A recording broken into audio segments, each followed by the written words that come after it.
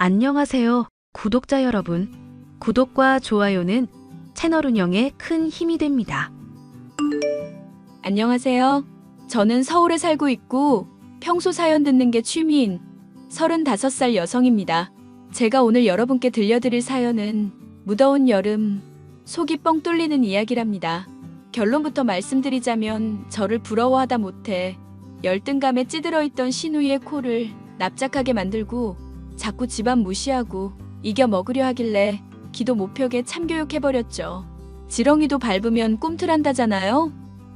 저도 크게 한 방 신우이한테 먹였는데 아주 속 시원하답니다. 그럼 어떤 사연인지 궁금해하실 것 같아 지금 바로 사연을 시작하도록 하겠습니다. 저는 프리랜서 펀드 매니저이자 투자 자문단으로 활동하고 있고 아이를 키우며 부업으로 작은 쇼핑몰을 운영 중에 있습니다. 부모님은 두 분 다 교직 생활을 오래 하셨고 얼마 전에 정년퇴임을 하셨는데요. 여전히 학생들이 좋은지 본인들이 근무하시던 학교 근처에 작은 분식집을 차리셨어요. 아빠, 일은 안 힘들어요? 노후도 빵빵하신 분들이 편하게 여행 다니면서 좀 쉬시지. 아직 나이도 젊은데 놀아서 해야 되겠니? 할 수 있는 일이 있을 때 한 살이라도 젊을 때 해봐야 한다. 네 엄마랑 오붓하게 둘이 말이다. 어휴, 사랑꾼 납셨네, 납셨어. 그래도 엄마표 떡볶이가 인기가 많은가 봐? 손님이 제법 되네요? 그러게 말이다. 지난번에 블로거인지 체험단인지 이벤트하고 저절로 홍보도 되니까 사람들이 많이 찾아오더라고. 요즘 사람들이 SNS라는 걸 하는데 그런 쪽으로 홍보하면 아마 더 바빠질 수도 있어요. 그래? 한번 해볼까? 에이, 지금도 충분하시잖아. 얼마나 더 돈을 쓸어 담으려고? 이제 그만 버시고 쉬엄쉬엄 일하셔요. 대충 때우지 말고요. 내가 모를 줄 알았죠? 아이고, 내가 실수했네. 우리 딸 걱정시키면 안 되는데. 그럴 줄 알았어.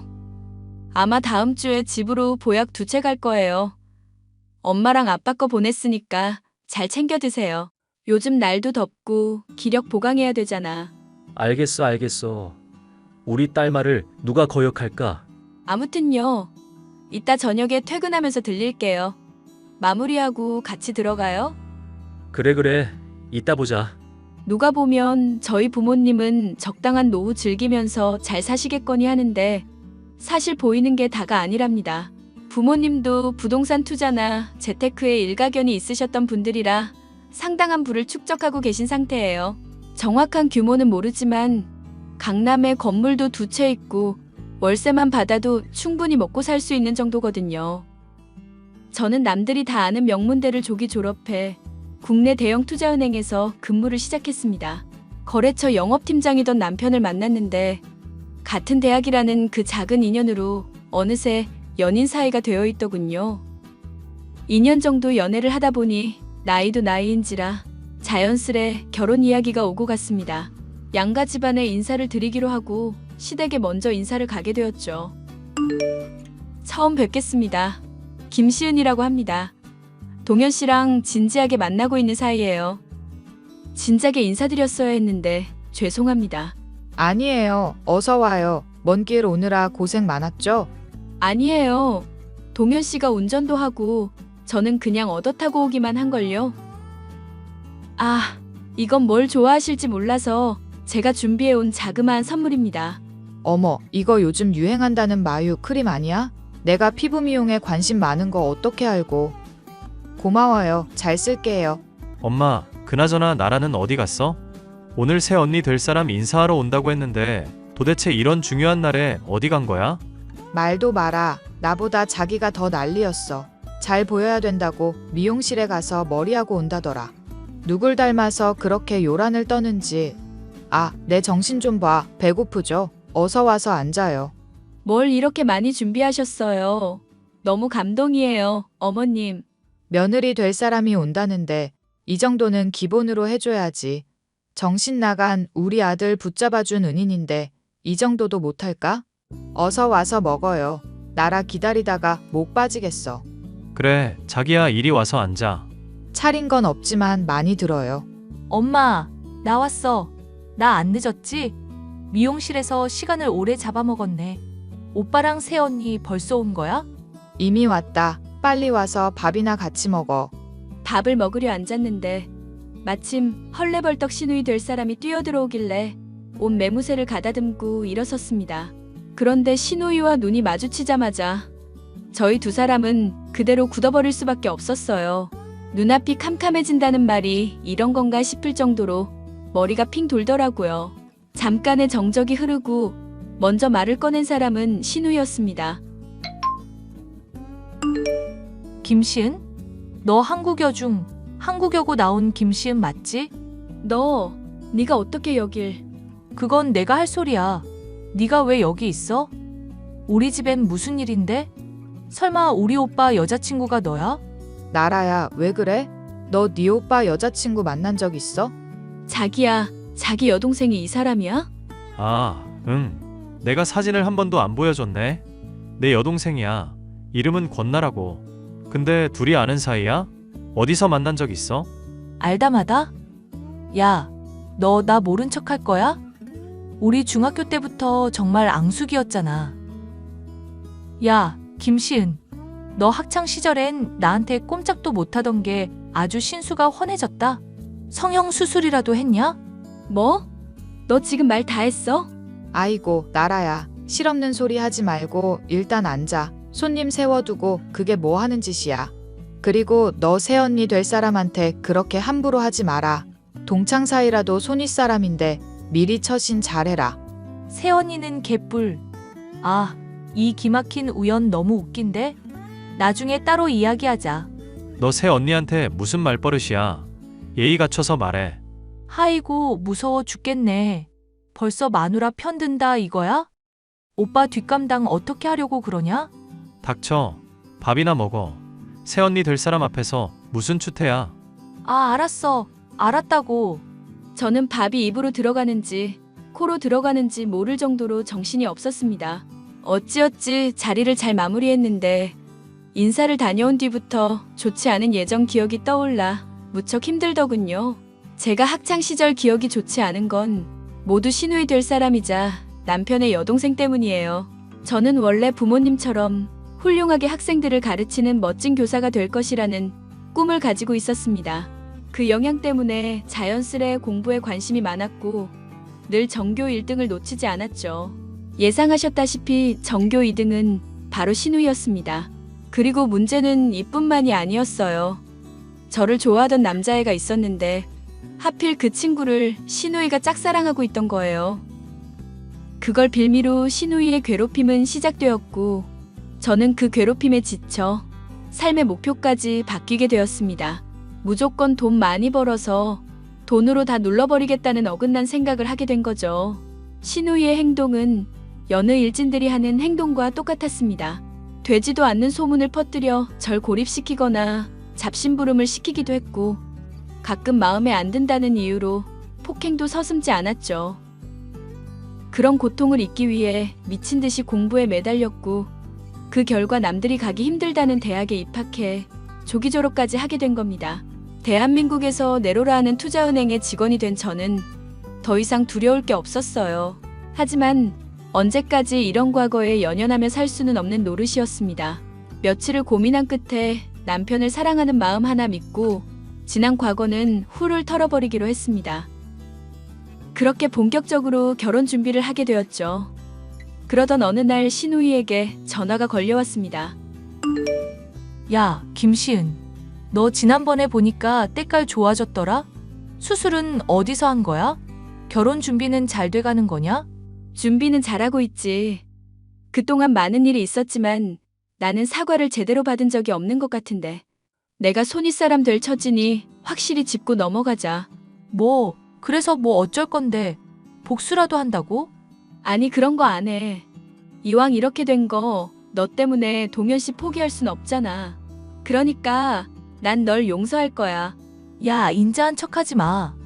내가 괴롭혔다는 증거 있어? 있냐고. 증거야 차고 넘치지. 내 존재 자체가 증거니까 더 이상 그 일 거론하고 싶지 않아. 그러니까 너도 그만 말해. 인연이. 야, 너 몸뚱이 하나 믿고 우리 오빠 어떻게 한번 꼬셨나 본데 취집하는 기분이 어떠냐? 그런 말 함부로 하는 거 아니야. 취집이라니? 오히려 동현 씨가 나한테 장가 온다는 게 맞는 표현 같은데? 뭐? 야, 너 실성했냐? 이게 너랑 나랑 급이 같은 줄 아나? 너 예전 같으면 나 쳐다보지도 못했어. 어디서 기어오르고 지랄이야? 그럴만하니까. 나도 예전에 김시은이 아니라고. 할 말 있어서 전화한 거 아니야? 이딴 식으로 갈굴 거면 끊어. 시간 아까우니까. 와, 많이 컸다. 너 시집 오면 시집살이는 내가 거하게 시켜줄게. 단단히 각오하는 게 좋을 거야. 그리고 혼수나 예단은 말하지 않아도 넉넉하게 준비해 오는 거 잊지 마라. 우리 엄마가 싫은 소리 못하는 사람이라 내가 대신 말해주는 거야. 네가 상관할 바 아니야. 내가 알아서 할 거니까 신경 꺼. 그래, 어디 한번 끝까지 기어올라 봐. 자기야, 나 할 말 있어. 지금 통화 가능해? 응, 괜찮아. 무슨 일이야? 아니, 나랑 아가씨 사이에 대해서 당신한테 미리 이야기할 게 있어서. 뭔데 그래? 동창이라는 이야기는 대충 들었는데 무슨 할 말이 있어서 그러실까? 사실 나 학창 시절에 괴롭힘 당했었어. 그게 아가씨랑 갈등이 생겨서고. 그땐 뭣도 모르고 당하고 살았는데 다 크고 보니까 어린 마음에 그럴 수도 있겠다 싶더라고. 사람 마음이란 게 그렇잖아. 뭐? 나라가 당신 괴롭힌 주동자라는 거야? 그런 셈이지. 근데 지금은 아무 감정 없어. 이미 지난 일이고 나한텐 당신이 더 중요하니까 그런 과거에 연연해하지 않으려고. 일단 내가 미안해. 나라 대신해서 사과할게. 에이, 자기가 왜 사과해. 다 잊고도 남았어. 결혼 전에 확실히 하려고 말해주는 거야. 무슨 말인지 잘 알겠어. 내가 결혼하면 나라가 안 설치게 중간 역할 잘해줄게. 걱정하지 마. 내가 직접 나서서 해결할 수 있는 문제지만 웬만하면 가족들한테 직접 혼나는 게 나은 것 같아. 괜히 아가씨한테 티 내지 말고. 알겠어. 앞으로 살면서 부딪히는 일 없게 내가 많이 신경 쓸게. 그렇게 말해줘서 고마워. 역시 든든한 내 남편이야. 양가 집안에 모두 인사도 마쳤겠다. 쇳불도 당김에 빼랬다고 2주 뒤 상견례를 하게 되었습니다. 남편이나 저나 성격이 급한 편이라 느긋하게 일정 조율할 여유가 없었어요. 저와 친정 부모님은 소소하지만 최대한 단정하게 차려입었고 긴장되는 마음을 겨우 부여잡고 상견례장에 갔습니다. 그런데 아주 기가 막힌 광경을 목격하고 말았죠. 시누이가 누구 잔칫날 온 사람처럼 과한 차림으로 앉아 있었거든요. 온몸에 명품을 휘감았고 자랑이라도 하려는 듯 손가락엔 반지가 왜 이렇게 많던지 개인 취향이겠거니 생각하며 긴장된 마음으로 자리를 지키게 되었습니다. 식사를 마치고 어른들이 대화를 나누기 시작했는데 시누이가 눈치 없이 끼어들기 시작하더군요. 사돈, 신혼집은 어디로 하는 게 좋을까요? 아무리 생각해도 직장 근처가 제일 낫겠죠? 아무래도 그게 나을 것 같습니다. 못해줄 집도 아니고 이왕이면 편리한 곳에 살아야죠. 요즘 누가 집해오고 이런 거 없는 거 아시죠? 사돈 어른도 생각을 잘 하셔야 하는데. 뭐 어른들이니까 알아서 하시겠지만 집은 무조건 비싸고 좋아야 해요. 나라야, 지금 어른들끼리 대화 중이잖니. 그런 사적인 말은 나중에 해. 지금 이게 무슨 예의야? 아, 알았어. 조용히 하고 있을게. 하하, 우리 사돈 처녀가 오빠가 결혼하니 많이 아쉬운가 봅니다. 이래저래 신경을 많이 써주는 걸 보니. 그렇죠 뭐. 오빠네 집 비싼 거 해주면 나는 나중에 결혼하면 뭐 해줄 건데? 야, 권나라, 너 적당히 눈치 챙겨. 여기가 네 상견례장이야? 사돈 처녀가 귀엽군요. 그나저나 이왕 새로운 인생 시작하는 거 부족함 없이 시작하게 해줄 겁니다.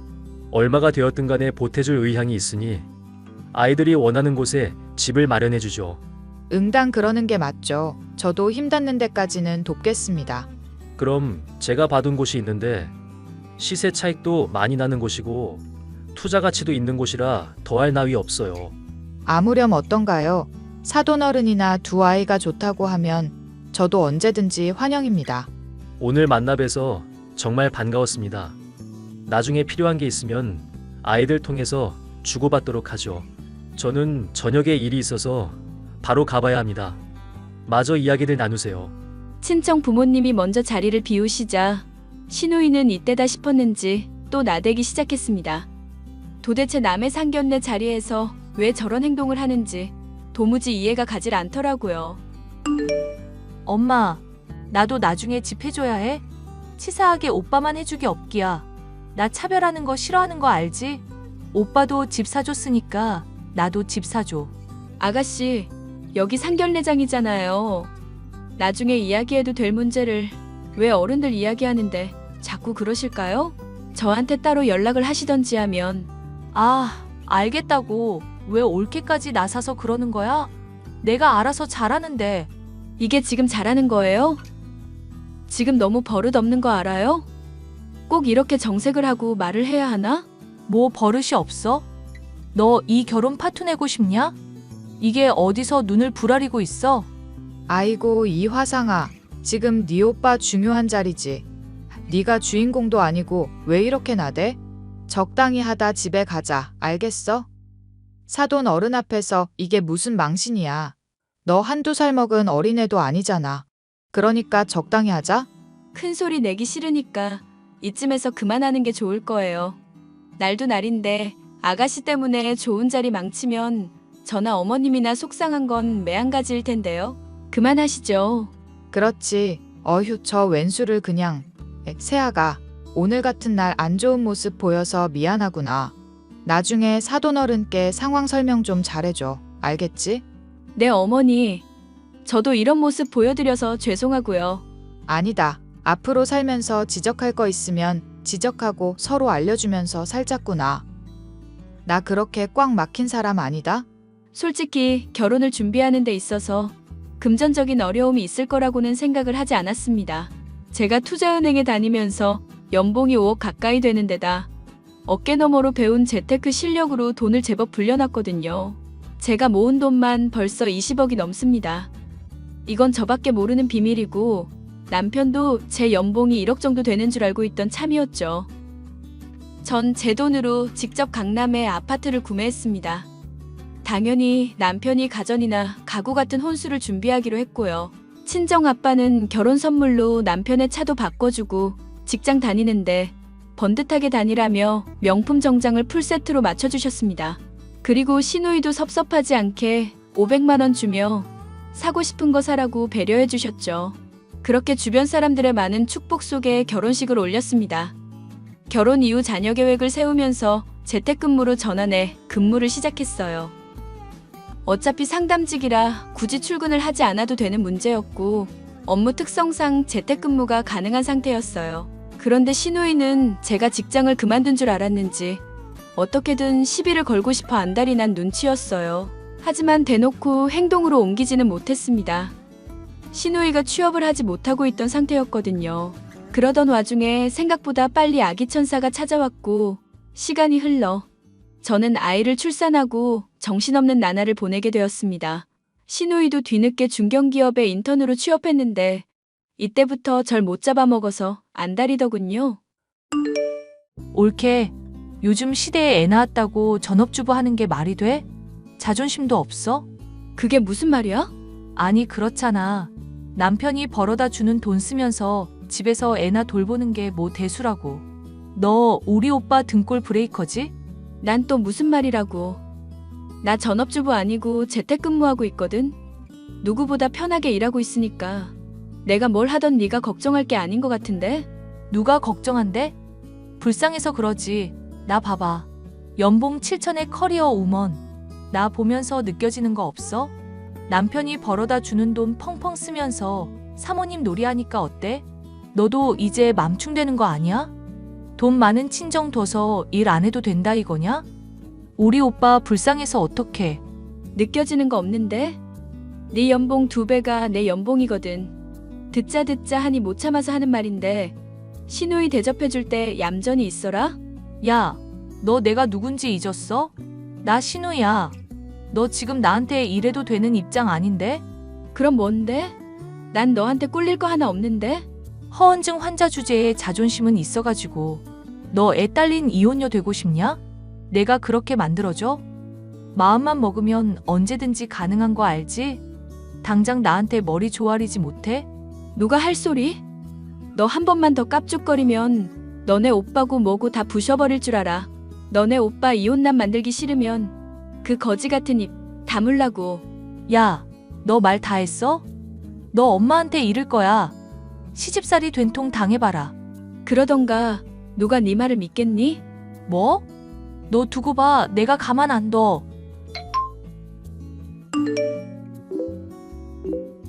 위에 보시는 내용 어떻게 하실 건지 저한테 설명 좀 부탁드립니다. 아가씨가 저한테 저런 태도인데 제가 어떻게 해야 할까요? 저게 다 뭐냐? 나라가 너한테 저랬다고? 네 어머니, 제가 말을 안 해서 그렇지 저 할 말 많은 사람이에요. 시댁 사정 안 좋은 거 빌미 잡고 싶지 않은데 자꾸 저런 식으로 나오면 저도 참고만 있진 않을 겁니다. 당신 왜 그래? 나라가 또 뭐라 그런 건데? 나한테 묻지 말고 직접 봐. 내가 일전에 말했지? 나는 가슴에 묻고 지나갈 거라고. 근데 왜 자꾸 나한테 딴지를 못 걸어서 안달인 건지 설명 좀 해줄래, 여보? 아휴, 세아가. 내가 자식 교육을 잘못 시켰어. 내가 대신 사과할 테니까 기분 풀어. 어머니, 확실히 해주세요. 저 이렇게 어물쩍 넘어가는 건 이제 더 이상 못합니다. 저 이혼시킨다는데 어이가 없어서. 내가 저 새끼를 잡아 족치든지 해야지. 자기야, 내가 정말 미안해. 나 봐서라도 이해해주라. 나랑 엄마가 잘 타이를게. 어머니, 여보, 이런 식으로 이야기해서 정말 죄송한데 아가씨가 저럴 때마다 피가 거꾸로 솟는 것 같거든요. 앞으로 평생 얼굴 보면서 살아야 하는데 얼굴 붉히기도 싫고. 세아가, 내가 미안하다. 지난번에 동현이한테 대충 이야기 전해 들었어. 내가 보듬어줬어야 했는데 그러지 못해서 미안하다. 그러니 노여워 말고 기분 풀어. 그럼 어머님만 믿을게요. 사실 결혼하고 나서 시댁의 사정이 좋진 않았습니다. 결혼하면서 제가 집을 마련한 것도 남편이 집을 부담하기엔 어려움이 있어 보였기 때문이고요. 엎친 데 덮친 격으로 시댁이 전세 사기를 당하는 바람에 순식간에 전 재산을 잃고 자금적인 여유가 사라진 상태였거든요. 그래도 결혼했고 평생 함께할 가족들이니까 큰 마음 먹고 도와드렸습니다. 전세 사기범은 잡혀서 구치소에 갔지만 피해 금액을 구제받긴 어려워 전 재산을 날린 거나 마찬가지니까요.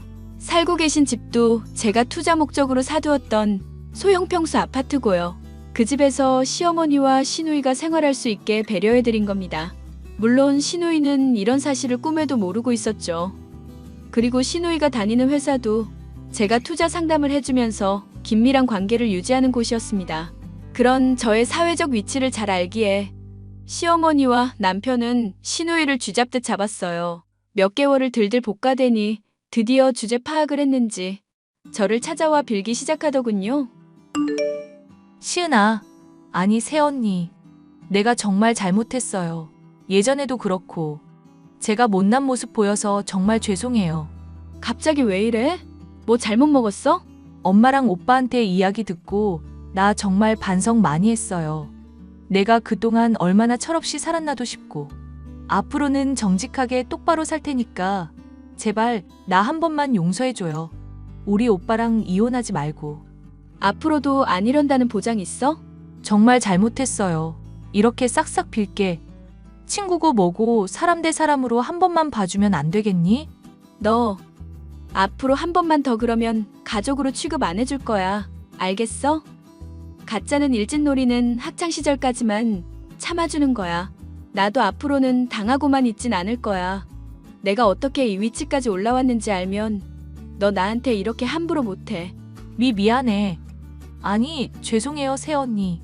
제가 앞으로 잘할게요. 나한테 한 번만 더 깝죽거렸다가는 학폭으로 신고당하고 개망신당할 줄 알아. 가족이니까 이 정도로 끝내는 거야. 앞으로 서로 기본 예의는 지키면서 살자. 네, 정말 죄송해요. 앞으로 살면서 못된 짓은 안 할 거예요. 뭐 이 정도면 되겠지. 그리고 우리 사이에 존댓말 주고받는 건 좀 그렇다. 그냥 예전처럼 편하게 대해. 저 정말? 그래도 돼? 그럼 예전처럼 굴지만 않으면. 고마워, 시은아. 내가 앞으로 잘할게. 용서해줘서 고마워. 그 뒤로 어떻게 됐냐고요? 시누이는 제 말이라면 법인 줄 알고 있어요. 말하지 않아도 먼저 찾아와 아이도 봐주고 집안일도 도와주고 가끔은 말동무도 해주며 아주 잘 지내고 있어요. 시어머니도 매일같이 찾아와 육아와 살림을 도와주고 계십니다. 하루아침에 관계 회복이 되지는 않겠지만 그동안 버텨온 세월이 헛되진 않을 거라 생각합니다. 잠시 서로 어긋났던 사이긴 했지만 사이좋게 잘 지내게 될 수 있어서 제가 다 기분이 좋네요. 시간이 제법 흘러 아이를 어린이집에 보내고 복직을 할까도 생각했지만 시간 투자를 좀 더 해서 재택 업무량을 늘리기로 했습니다. 아이 돌보면서 일까지 하느라 피곤하고 정신없지만 전 제가 할 수 있는 일에 최선을 다하면서 살아가려고요. 본업 말고도 공동구매를 해볼까 하고 작은 쇼핑몰을 개설했는데 SNS를 잘 다루는 친구 덕분에 반응이 좋은 편이에요. 월 매출이 기적적이진 않지만 400 정도로 무난한 수입을 유지하고 있답니다. 저는 이 돈을 모아서 노후 자금을 할 거고 시어머니 용돈도 드리고 알차게 사용할 예정입니다. 여러분, 제 사연은 여기까지입니다. 어떠셨나요? 시댁과 관련된 사연을 읽어보면 시누이나 시댁 식구들과 대부분 좋지 않은 결말로 끝이 나는데 저는 해피엔딩이라서 느낌이 다르지 않나요? 무조건 피하는 것만이 답은 아닌 것처럼 저처럼 사람 하나 고쳐 쓴다 생각하면 어떨까요? 옛말 틀린 거 하나 없지만 그래도 고쳐질 사람은 고쳐질 테니 말이죠. 제 긴 사연 읽어주셔서 감사드리고 저는 여기서 이만 마치겠습니다. 많은 공감과 응원의 댓글 부탁드릴게요.